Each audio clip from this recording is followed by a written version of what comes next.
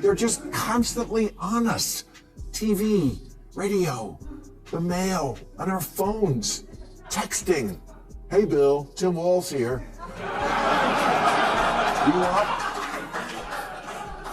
They're everywhere all the time. Jesus Christ, off, let mommy put her purse down. What I could see is replacing the vice president because she's not very popular anywhere, and it didn't seem to work out. And I don't know, that's been done before on a ticket. I just think she's a bad politician. The Democrats are searching for someone who can save their stumbling hopes of winning re-election, and guess who's being floated once more? Harris Kamala, because dismissing the least inspiring vice president in modern history is the epitome of audacious new leadership. Here comes Bill Maher, who has never really been a member of Team Kamala and isn't getting any softer with time. Instead of just dismissing the Kamala 2020 for dream, Maher doused it with petrol and set it on fire in a biting monologue. So grab some popcorn, buckle up, and maybe keep a fire extinguisher close at hand. When Joe Biden was still hanging on to be the candidate, many of the pundits said that to switch him out this late would cause chaos. Yeah, that was never my position. And indeed, what happened was Kamala Harris said, "Oh, look, I guess it's my turn." And the next day, a grateful nation handed her $500 million. The only reason we stay stuck in permanent campaign mode is money.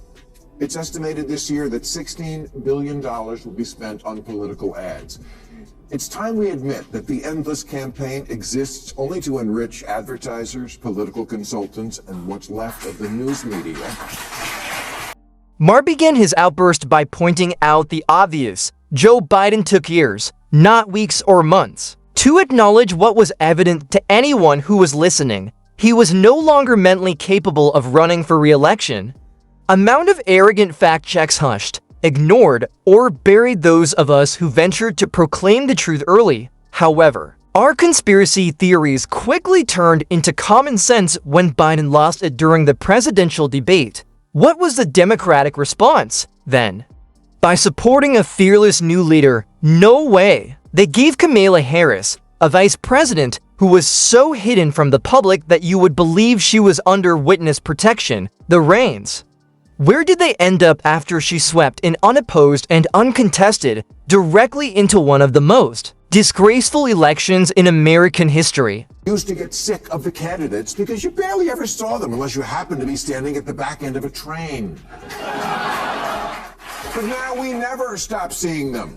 The winner in modern elections comes down to who we're less tired of. They're just constantly on us.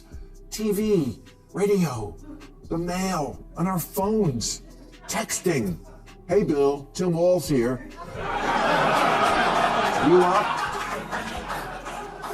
They're everywhere all the time. Jesus Christ, off, let mommy put her purse down. Voter fatigue is one of the milder reasons Maher believes Kamala Harris contributed to the election's failure. Unadulterated and straightforward, people were sick and tired of seeing her face everywhere, not in a regal presidential way, but rather in a constant, embarrassing public relations campaign that was more like spam than leadership. She and Tim Walz become a ubiquitous duet, crashing your YouTube advertisements, stealing your concerts, photobombing your Instagram, worming into your TikTok scroll like an annoying pop-up, and ambushing your inbox. It was an over-the-top marketing effort that eroded trust rather than fostering it. It caused a collective eye roll rather than excitement. For me, it was like being besieged by a company I would never purchase, pushing a product I never desired, a very unpopular vice president who lacked vision and was even less genuine. The entire thing repulsed rather than connected. And as Maher so incisively stated, this was political self-sabotage and for K, not just overexposure. What I could see is replacing the vice president because she's not very popular anywhere, and it didn't seem to work out. And I don't know, that's been done before on a ticket. I just think she's a bad politician. Maher sees Kamala Harris as a doomed candidate for one simple reason. She's just not a good politician, not in the charming outsider way, but in the painfully unprepared sense. Her biggest flaw, she can't handle unscripted moments. Whenever she's asked a question outside her rehearsed talking points, it's like watching a deer freeze in headlights if the deer's teleprompter also glitched. We've all seen the infamous word salads, long, rambling monologues that say nothing. You must go and be able to travel to your destination.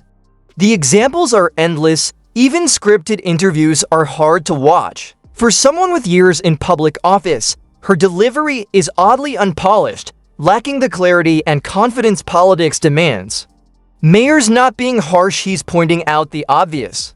Need a reminder? Just rewind to when she proudly called North Korea an ally. Really? How can someone unintentionally refer to North Korea as an ally? You need to get to go and need to be able to get where you need to go. I do believe that we should have rightly believed, but we certainly believe that certain issues are just settled. And that's why I do believe that we are living in real unsettled times.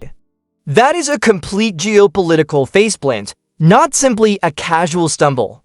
And if it came from anyone else, we might be able to laugh it off. However, this is Kamala Harris, the same someone who has essentially made verbal errors her defining style. Not only is she prone to gaffes, but she is also their current ruler. Now, picture her as president, negotiating with China or Russia, attending a high-stakes closed-door conference with NATO or the G7, and then making another perplexing, ill-timed remark. Global markets could even shudder, translators would hustle, and the room would freeze. These are serious errors with practical repercussions, not funny flubs. The last thing we need is a leader who is constantly stumbling on her own message, when the position requires razor-sharp clarity and global savvy. Maher was issuing a warning in addition to a point. This is Kamala's great dilemma.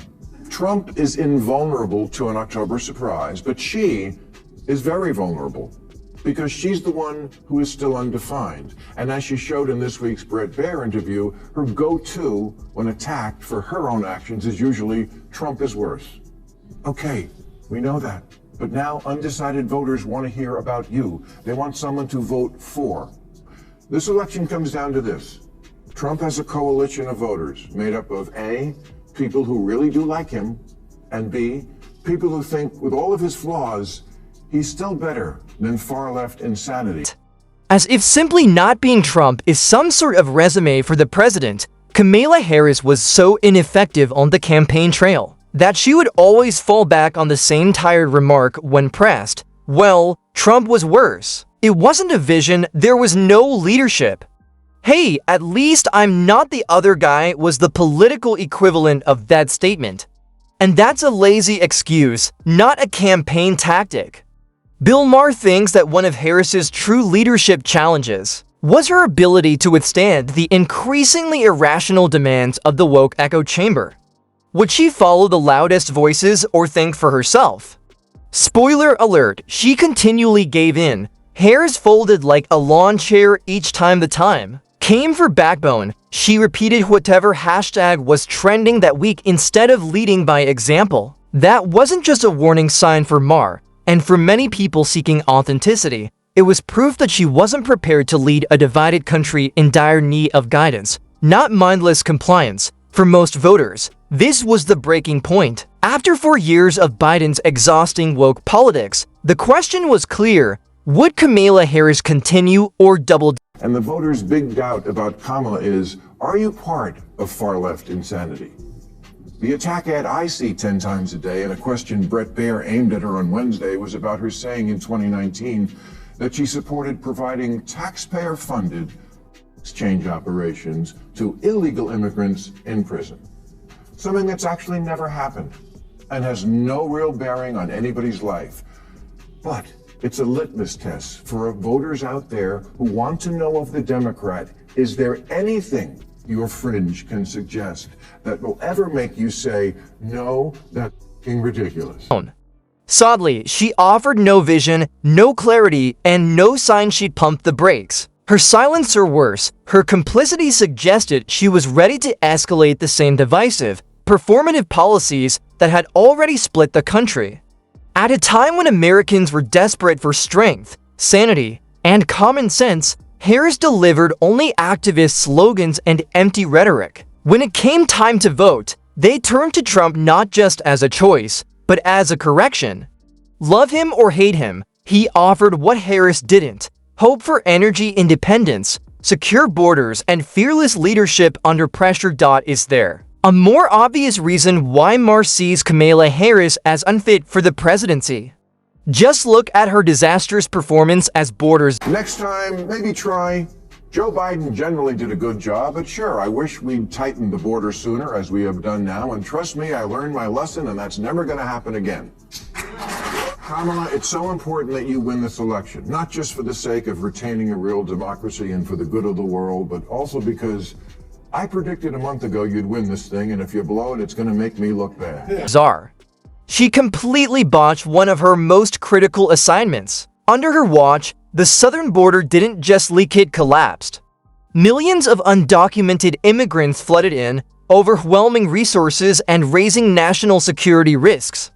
But it wasn't just numbers. The border turned into a trafficking superhighway for drugs, weapons, and human exploitation. Fentanyl ravaged communities, overdose deaths soared, and criminals got armed. And where was Harris? Missing in action, offering hollow sound bites while dodging the crisis she was tasked to fix. As a leadership test, she didn't just fail, she vanished. Although Maher's prediction was spot on, it didn't stop the I've got a really good prediction record, so please don't f this up. Kamala, ever since I put down my marker on you and said you'd win and I wasn't even worried about it, everyone, everywhere, on the road, in LA, texting me, emailing me, stopping me in restaurants, asking me, Bill, are you sure? No, I'm not sure. What am I, Preston?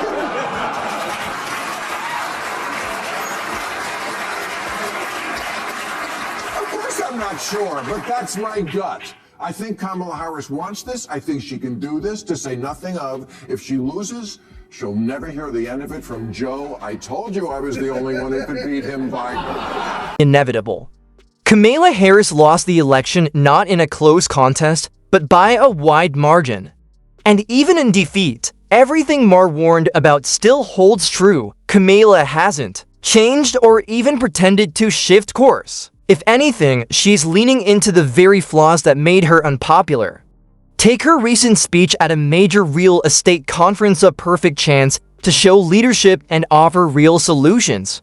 Instead, it was another trademark word salad, rambling, vague, and painfully empty. The audience was left wondering if she said anything at all. If Harris truly sees herself as a future contender, she should start by mastering coherent speech. Until then, Maher's critique remains not just relevant, but a brutal reminder of exactly why she flopped. That's it for today's video. Hit like and subscribe for more. Thanks for watching. See you next time.